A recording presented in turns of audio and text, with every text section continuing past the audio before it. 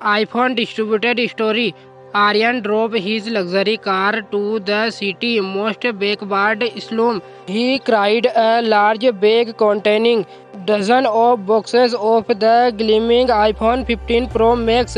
He lined up and without any discrimination welcomed the resident. People were shocked. Some called him a messiah, while others estimated it as just a publicity stunt. Videos were viral on social media, but Aryan's face held on smile, no pride. By evening, the police and media arrived at his home. Questions arose. Where did so much money come from? And the biggest question, why did Aryan do something special to those phones? When a tech expert examined the distributed phones, a startling discovery was made. Each phone's wallpaper had the same image, a blurry photo of a little girl wearing a locket around her neck, and each phone had the same image. As the media surrounded him, Aryan broke down in tears. His trembling voice shook everyone. My young sister Sia went missing near this same settlement 3 months ago. The police threw up their hands. The CCTV cameras were out of order. I know these people don't have technology. No one listened to them. He further said, people say that the players of the poor have an effect. I have just tried to buy that prayers. I don't want my money, I want my sister. The entries crowd fell silent. Suddenly the phone in Aryan's pocket rang. It was one of the phones he had distributed today.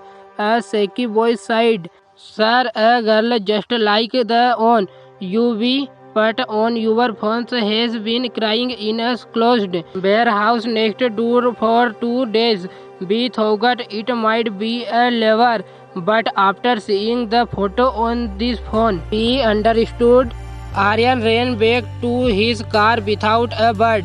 For the first time his wealth had come to someone's aid, but not for slow, but as a last vestige of hope. The warehouse located on the outskirts of her was in ruins. It was silent. The only sound was the rustling of dry leaves.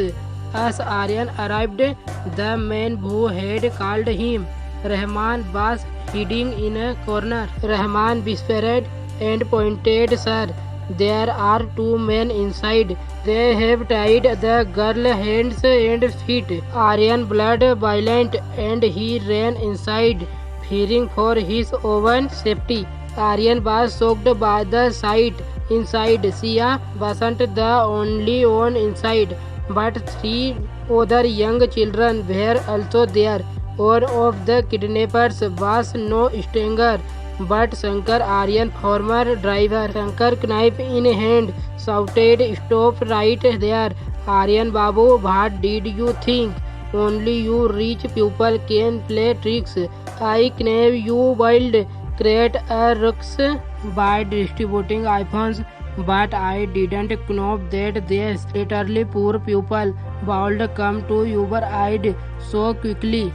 Aryan acted smartly. He secretly used the phone in his hand to activate an emergency siren on all the iPhone he had distributed in the colony. Suddenly, the phones of Rahman and dozens of other slum dwellers standing outside the warehouse started ringing loudly. The noise and the hilarity of the slum dwellers frightened the kidnappers. They thought it was a large police force taking advantage of this choice. Aryan attracted Shankar and took Sia in his arms. The police arrested the kidnappers. Sia was scared, but seeing her brother, her eyes lit up. The next day, the newspaper heading had changed. Aryan was no longer a spoiled rich man, but Aryan made a bold decision. He didn't take back all those iPhones, but instead a digital learning center in the slum. When Rahman wanted to return, the phone to Aryan. Aryan held his hand and sighed. This phone is not a reward for your honesty, Rahman uncle. It will remind you that even the most expensive technology is no greater than one person.